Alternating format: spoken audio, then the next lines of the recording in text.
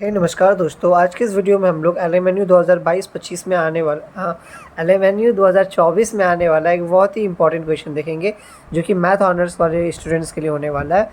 तो ये जो क्वेश्चन है ना, ये लेबनिज़ थ्योरम है, जिसको हमें क्या करना है, सबसे पहले स्टेटमेंट लिखना है और उसको फिर प्रूफ भी करना है। ठीक है, ये बहुत ही वेरी इंपॉर्टेंट क्वेश्चन हो जाएगा 2024 वाले एग्जामिनेशन के लिए, पार्ट 2 वाले लोगों के लिए। ठीक है, सबसे पहले हम लोग इसका स्टेटमेंट लिख लेते हैं कि लेबनिज़ थ्योरम का स्टेटमेंट होता क्या है। आप आंसर शीट में ऐसे स्टेटमेंट लिखने के बाद जो है लिख सकते हैं। देखिए, लेबनिज़ थ्योरम क्या होता है ना, कि अगर मैं आपको एक रफ़ आइडिया दे देता हूँ। अगर कोई, जैसे हम लोग कोई प्रोडक्ट होता है ना, जब हम लोग u इंटू वी पर कोई क्वेश्चन बनाते हैं तो क्या करते हैं, u पीछे होता है, v का डेरिवेटिव निकालते हैं यानी डिफ्रेंशिएशन, फिर v पीछे होता है और फिर क्या करते हैं, u का डिफ्रेंशिएशन निकालते हैं ना। तो ये u और v क्या है, एक जुड़ा हुआ फंक्शन है, यानी दो तो मल्टीप्लाई में फंक्शन है ना। तो यही फंक्शन जब nth टाइम तक हो ना, जब ये फंक्शन को हमें nth टाइम तक क्या करना हो, डिफ्रेंशिएशन करना हो, तब हम लोग यहाँ पे लेबनिज़ थ्योरम से इसका हम एक शॉर्ट फॉर्म पता कर लेते हैं कि इससे हम लोग को क्या सोल्यूशन मिलने वाला है। ठीक है, एक रफ आइडिया मैंने आपको दे दिया। स्टेटमेंट के लिए आप लिख सकते हैं कि अगर y जो है, if y is equal to u और v ले लेते हैं यहाँ पे भी u और v, फिर लेकिन यहाँ पे क्या होगा, u और v यहाँ पे होगा x का कोई function, where u is equal to कोई x का फंक्शन एंड v भी क्या होगा, कोई x का फंक्शन। ठीक है, अगर ये x का फंक्शन है, y is equal to u v है ना, तब लेबनिज़ थ्योरम के अकॉर्डिंग क्या होगा, देन अगर y को हम लोग nth डेरिवेटिव तक करेंगे, यानी कि nth टाइम तक डिफ्रेंशिएशन निकालेंगे, किसके रेस्पेक्ट में, x के रेस्पेक्ट में। ठीक है, तब क्या होगा इसका सोल्यूशन। तो ये लेबनिज़ थ्योरम के अनुसार इसका सोल्यूशन होता है NC0 u vn plus NC1 u1 vn minus 1 plus NC2 u2 and v minus 2 plus NC3 u3 and v minus 3 and so on. कहाँ तक होगा, इन्फिनाइट, यानी कि n तक होगा ना, तो N C N U N V. ठीक है, देखिए ये याद आपको करना पड़ेगा ये स्टेटमेंट लिखने के लिए। ठीक है, कि अगर इसका हम लोग n डेरिवेटिव निकालते हैं तो इसका सोल्यूशन ये होगा। ये बहुत ही आसान है, बस देखने में बड़ा लग रहा है। आप खाली ऐसे याद रखिए, NC0 से स्टार्ट हो रहा है, NC0 NC1 NC2 NC3, कहाँ तक, NCn तक, n तक हमें डिफ्रेंशिएशन निकालना है ना, तो n तक करेंगे। ठीक है, उसी तरीक़ा से u से स्टार्ट हो रहा है, u u1 u2 u3 un तक बढ़ रहा है। ठीक है, और v का जो पावर vn जो है, ये क्या हो रहा है, घट रहा है, vn minus 1 vn minus 2 vn minus 3 और सो vn माइनस n 0 हो जाएगा, तो v यहाँ पे। ठीक है, तो ये बहुत ही सिंपल स्टेटमेंट है, आपको बस स्टेटमेंट में इतना लिखना है। और प्रूफ कैसे करेंगे, आप देखिए, अगर हम इसको प्रूफ करेंगे ना, सबसे पहले हमें क्या करना होगा, y is equal to U V लेना है। ठीक है, तो ये ले लेते हैं, लेट प्रूफ करने के लिए let u is equal to U V, equation first मान लेते हैं इसको। जब इसको फर्स्ट मानेंगे तो इसको हम डिफ्रेंशिएशन करेंगे, differentiation with respect to x on both sides. ठीक है, ये हो जाएगा क्या, dy बाई डी एक्स, ये क्या होगा, u D V by D X plus v D U by D X, ये v है। ठीक है, अब देखिए इसको हम लोग क्या लिख सकते हैं, y1 लिख सकते हैं, बिल्कुल आपने पढ़ा होगा पार्ट 1 में भी। फिर ये क्या होगा, u, इसको v1 लिख लेते हैं, इसको लिख लेते हैं u1। ठीक है, अब हमें कहीं ना हमें प्रूफ क्या करना है कि ये जो है ना, इसको हम लोग अगर कोई n डेरिवेटिव निकालेंगे इसका, तो हमें किस टर्म में आना चाहिए, NC0 u vn के टर्म में आना चाहिए। तो इसी टर्म में लाने के लिए ना, हम इसको थोड़ा सा सजा लेते हैं। ठीक है, u1 बराबर u v1 प्लस यहाँ पे u1 ले लेते हैं, और यहाँ पे भी, यहाँ पे हमें साफ साफ दिखाई दे रहा है। देखिए, अगर यहाँ पे u है तो यहाँ पे u1, u था u1 है ना, u1 vn माइनस 1, क्लियर है। अब यहाँ पे मैं आपको एक और चीज़ बताने वाला हूँ। यहाँ पे जब हम लेबनिज़ थ्योरम यूज़ करते हैं ना, तो NC0 आपने देखा, जैसे यहाँ पे आ रहा था, तो ये एक फॉर्म होता है। क्या होता है, आपने शायद पढ़ा भी होगा कि NCR जो है ना, वो होता है n का फैक्टोरियल बाई r का फैक्टोरियल n माइनस r का फैक्टोरियल, क्लियर है। एक बार मैं आपको निकाल के दिखा देता हूँ। अगर n हम लोग 1 रख लेते हैं तो क्या होगा, एक सेकेंड, हाँ, n तो वैसे का वैसे ही रहेगा, n को ऐसे रहने देते हैं, हाँ, C1 रख लेते हैं, C1। जब NC1 रखेंगे तो ये हो जाएगा n, और यहाँ पे r है तो r यहाँ पे होगा 1 माइनस n माइनस 1, क्योंकि यहाँ पे r होता है। तो ये हो जाएगा n का फैक्टोरियल हम निकालेंगे तो क्या होगा n into N minus one, फिर 1 इंटू एन माइनस वन। ठीक है, तो इससे ये कट जाएगा, बच जाएगा क्या n। तो NC1 का वैल्यू होता है n। यहाँ पे हम लोग किस चीज़ का यूज़ करने वाले हैं, यहाँ पे हम लोग ना 1C0 का यूज़ करेंगे। यहाँ पे 1 n बराबर 1 लेंगे तो 1 इंटू 1 माइनस यहाँ पे हो जाएगा 1 माइनस 0, तो ये ओवरऑल 1 निकल के आता है। तो अगर हम लोग 1C1 से यहाँ पे मल्टीप्लाई कर दें तो इसका वैल्यू बिल्कुल भी चेंज नहीं होगा। उसी तरह से अगर 1C1 का भी वैल्यू निकालें ना, अगर हम लोग 1C1 का वैल्यू निकालें तो ये क्या हो जाता है, मैं आपको दिखा देता हूँ। ये हो जाएगा 1/1, यहाँ पे 1 माइनस 1 0 हो जाएगा, तो ये भी 1 हो जाएगा। तो इसका भी वैल्यू 1 होता है और इसका ही वैल्यू क्या होता है, 1 होता है। ठीक है, 1C0 का वैल्यू 1, 1C1 का ही वैल्यू 1। अगर हम इस वाले में इसको जो है, इस इक्वेशन को यहाँ पे मैं अगर यहाँ पे मल्टीप्लाई कर दूँ 1C0 से, और यहाँ पे मैं 1C1 से मल्टीप्लाई करूँ, तो कोई भी चेंज नहीं होगा इस इक्वेशन में, क्योंकि 1 से अगर मल्टीप्लाई होगा तो इतना ही मिल जाएगा हमें।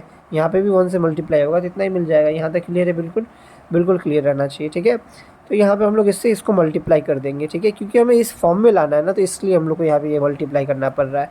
अब मैं इसको इक्वेशन 2 मान लेता हूँ। अब क्या करूँगा मैं कि इस इक्वेशन 2 को ना मैं दोबारा से डिफ्रेंशिएशन करूँगा। ठीक है, डिफ्रेंशिएशन इक्वेशन 2 किसके रेस्पेक्ट में, x के रेस्पेक्ट में। तो ये y1 था, तो ये y2 हो जाएगा। अब देखिए यहाँ पे क्या लिखा था 1C0 है ना। अब बाकी जो है u था, तो u को पीछे रखेंगे, और यहाँ पे क्या है v1 है, तो v1 का डिफ्रेंशिएशन v2 डायरेक्ट लिख ले रहा हूँ, प्लस v1 पीछे u1।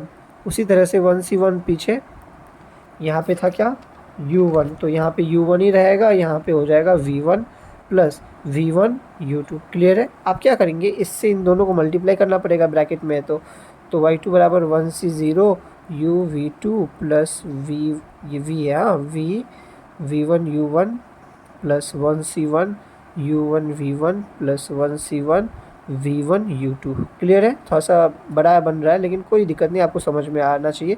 अब देखिए यहाँ पे कुछ चीज़ सिमिलर हमें दिख रहा है क्या, u पीछे v का डिफ्रेंशिएशन, v पीछे u का डिफ्रेंशिएशन, u पीछे v का डिफ्रेंशिएशन, सब कुछ ठीक है। u पीछे v का डिफ्रेंशिएशन, v पीछे और u का डिफ्रेंशिएशन, यहाँ पे v होता है सिर्फ। ठीक है, अब देखिए कुछ हमें कॉमन मिल रहा है। यहाँ पे देखिए v और u2, और यहाँ पे कहीं पे है क्या u और v2, v यहाँ पे क्या है, यहाँ पे भी तो 1C0 होगा ना। ठीक है, तो यहाँ पे u1 v1, यहाँ पे भी है u1 v1, इन दोनों में से हम लोग को कॉमन ले लेंगे ये। ठीक है, तो 1C0 u v2 plus 1C0 नहीं, यहाँ से ये कॉमन ले सकते हैं ना, तो 1C0 प्लस 1C1, इन दोनों को ब्रैकेट में रख लेते हैं, और यहाँ से कॉमन क्या लिया, u1 v1 कॉमन ले लिया। ठीक है, 1C1 v1 u2। क्लियर है। अब देखिए जैसे हमने आपको बताया कि 1C0 का मान 1 होता है, पता चल गया इसका मान 1 होता है, इन दोनों को जोड़ेंगे तो क्या हो जाएगा, 2 हो जाएगा। तो हमें कुछ ऐसा यहाँ पे लेट मानना होगा, पता करना होगा जो जिसका वैल्यू 2 हो। ठीक है, तो 1C0 u v2, यहाँ पे क्या हम रख सकते हैं, देखिए अगर हम लोग NCR को n को हम 2 रख ले, है ना, और ये भी 2 रख लेते, r को भी 2 रख ले। तो एक सेकेंड के लिए कॉलिंग आ रहा है। हाँ, तो हमें ये पता चल चुका है कि यहाँ पे 1C0 का मान 1 होता है, 2C0 का मान भी 1 होता है। ठीक है, अब ये हो जाएगा 2C1, इसका ही वैल्यू क्या होगा, 2 होगा, तो इसके जगह पे हमने ये रखा है। आप ये हो जाएगा v1 plus 2C2 u2 v। ठीक है, यहाँ पे ये v है ना, हाँ ये v होगा यहाँ पे। ठीक है, अब ये हमें सेकेंड मिल चुका है, इसको इक्वेशन 3 मान लीजिए। फिर इसको क्या करेंगे एक बार और, वैसे तो हमें यहाँ पे भी दिखाई दे रहा है कि NC0 NC1 NC2 है ना, u1 u2 vn minus 1 vn, यहाँ से भी आप लिख सकते हैं कि सिमिलर टू इसके बराबर है बोल करके, है ना। लेकिन और हमें क्लियरली दिखाई दे, इसके लिए हम इसको एक बार फिर से क्या करेंगे, डिफ्रेंशिएशन करेंगे। Again differentiation with respect to x, ये हो जाएगा y3। अब इसको क्या करेंगे, बाहर रखेंगे, तो NC0 बाहर हो जाएगा, u पीछे v3 प्लस v2 पीछे u1 प्लस 2C1।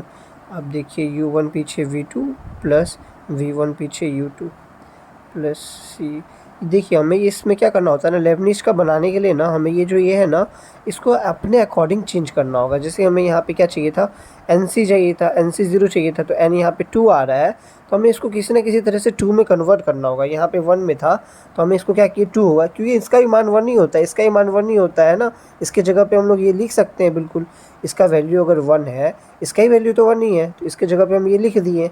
इन दोनों का वैल्यू 2 है, तो इन दोनों की जगह पे हम इसकी ये लिख लेंगे 2C1 लिख लेंगे, इसका ही वैल्यू 2 होगा, 2 होता है ना। तो ये सब हम लोग इस फार्मूला से निकाल सकते हैं, NCR वाला फार्मूला से। बाकी अगर आपको ये मतलब ये आपको यहाँ से एक सीरीज़ दिखाई देगा। देखिए NC1 है, 1C0, मतलब ये देखिए 2C0, 2C1, 2C2 है ना। इसी तरह से यहाँ पे हमें क्या बनाना होगा, 3C0, 3C1, 3C2, ऐसे करके कंटिन्यू करना होगा। अब देखिए यहाँ पे हमें इसको क्या करना है, डिफ्रेंशिएशन करना है। तो ये 2C1 हो गया, कहाँ पे थे, U2 पीछे रहेगा, V1 प्लस V पीछे और U3। अब इसको फिर से मल्टीप्लाई कर देते हैं सबको जो आया है, और 2C0 UV3 plus 2C0 V2 U1 plus 2C1 plus 2C1 U1 V2 plus 2C1 V1 U2 plus 2C2 U2 V1 plus 2C2 V U3। ठीक है, इतना ये सब आ गया हमारे पास। अब यहाँ पे जो कॉमन है उसको एक साथ ले लेंगे। जैसे कि यहाँ पे कॉमन हमें मिल रहा है, ये दोनों कॉमन है ना, और कोई कॉमन है क्या, V1 U2 है यहाँ पे, और यहाँ पे है V1 U2, ये भी कॉमन मिल जाएगा यहाँ से। ठीक है, तो ये 2C0 UV3 plus 2C0 plus 2C1 U1 V2 plus 2C1 plus 2C2 U2 V1, सही है, प्लस 2C2 V U3। अब देखिए यहाँ पे भी हम लोग क्या कर सकते हैं, इन दोनों को जोड़ेंगे तो 3 आएगा, और इसके जगह पे 3C1 लिख देते हैं।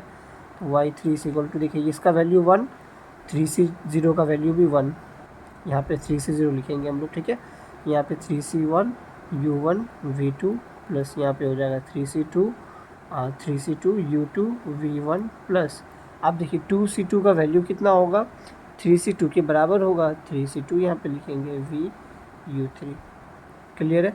अब देखिए ये हमें क्या मिल रहा है, सिमिलर वैसे ही फॉर्म में मिल रहा है ना, तो यहाँ पे हम लोग लिखेंगे कि जैसे हमें स्टार्टिंग वाले फॉर्म में मिला था, NC0 NC1 NC2 NC3 है ना, U1 U1 U2, ये देखिए U बढ़ रहा है, V क्या हो रहा है, घट रहा है, 3 2 यहाँ पे 1। अगर इसको हम एक बार अरेंज कर देते हैं, ठीक है, ताकि ये सेम टू सेम दिखे, 320 V3 plus U1 V2 plus 3C2 U2 V1 plus 3C2 U3 V। देखिए आप ये V यहाँ पे है तो ये क्लियरली दिखाई दे रहा है, तो यहाँ पे हम लोग लिख देंगे similarly yn is equal to NC0 UVn plus NC1 U1 Vn minus 1 plus NC2 U2 Vn minus 2 plus so on NCn UN V। Clear है ना।